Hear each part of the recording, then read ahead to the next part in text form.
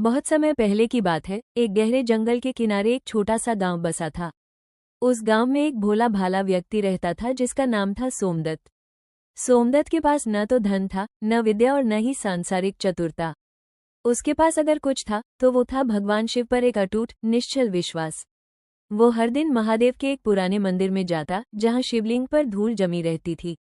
वो अपने फटे हुए अंगोछे से शिवलिंग को साफ करता, पास की नदी से जल लाकर अभिषेक करता और जो भी जंगली फूल मिलते उन्हें प्रेम से अर्पित कर देता। गांव के लोग अक्सर उसका मजाक उड़ाते थे। मंदिर के पुजारी जी, जो शास्त्रों के बड़े ज्ञाता थे, अक्सर सोमदत्त को टोकते थे कि तुम्हारी पूजा की विधि गलत है, तुम अशुद्ध अवस्था में मंदिर आते हो, तुम्हें मंत्रों का ज्ञान नहीं है।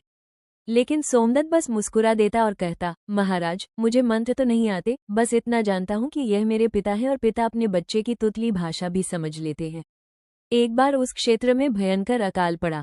नदियां सूख गई, कुएं खाली हो गए और चारों ओर त्राही त्राही मच गई। गांव के विद्वानों ने कहा कि महादेव रुष्ट हैं, हमें एक भव्य यज्ञ करना होगा।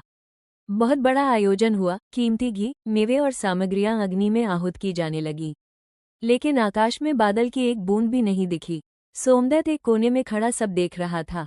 उसे बड़ा दुख हुआ कि उसके महादेव के रहते हुए लोग इतने प्यासे हैं। उसने सुना था कि महादेव अभिषेक से प्रसन्न होते हैं। अब नदी तो सूख चुकी थी, लेकिन सोमदत्त ने ठान लिया कि वो महादेव को प्यासा नहीं रहने देगा। वह कोसों दूर उस पहाड़ी की चोटी की ओर निकल पड़ा जहां से गंगा की एक पतली धारा बहती थी। रास्ते में उसे कई बाधाएं आईं। तेज धूप से उसका गला सूख रहा था, पैरों में छाले पड़ गए थे, लेकिन उसके मन में बस एक ही धुन थी, मेरे महादेव प्यासे हैं। जब वो पानी लेकर वापस लौट रहा था तो महादेव ने उसकी परीक्षा लेने का विचार किया। रास्ते में महादेव एक प्यासे, तड़पते हुए बूढ़े कुत्ते के रूप में लेट गए। उस कुत्ते की हालत देख सोमदत्त का हृदय पसीज गया। उसके पास कलश में जो जल था वो महादेव के अभिषेक के लिए था। उसने सोचा, अगर मैं ये जल इसे पिला दूं तो महादेव के लिए क्या बचेगा, लेकिन अगर यह मर गया तो महादेव को दुख होगा क्योंकि हर जीव में तो वही बसते हैं। बिना देर किए सोमदत्त ने वो सारा जल उस कुत्ते को पिला दिया। कुत्ता जीवित हो उठा और देखते ही देखते वहां एक अलौकिक प्रकाश फैल गया। स्वयं भगवान शिव और माता पार्वती वहां प्रकट हुए। महादेव ने सोमदत्त के सिर पर हाथ रखा और बोले, पुत्र, उस मंदिर में चढ़ाया गया क्विंटलों घी मुझे उतना तृप्त नहीं कर पाया जितना तुम्हारे इस एक कलश जल ने किया है, जिसे तुमने एक बेजुबान के लिए त्याग दिया। तेरी करुणा ही मेरी असली पूजा है। इधर गांव में जब लोग मंदिर में प्रार्थना कर रहे थे, अचानक बिना बादलों के ही मूसलाधार वर्षा होने लगी। पुजारी जी हैरान थे कि यज्ञ तो अभी पूर्ण भी नहीं हुआ, फिर यह चमत्कार कैसे?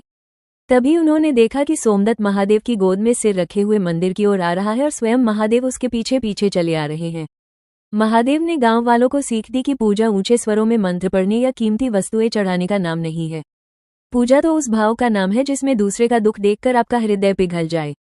उस दिन के बाद सोमदत्त की सादगी और उसकी मौन भक्ति पूरे क्षेत्र के लिए मिसाल बन गई। आज भी कहा जाता है कि शिव को पाने के लिए कैलाश जाने की जरूरत नहीं, बस मन को सोमदत्त जैसा भोला और करुणा से भरा बनाना काफी है। क्योंकि महादेव महलों में नहीं, बल्कि सच्चे और सरल हृदय में वास करते हैं। हर हर महादेव।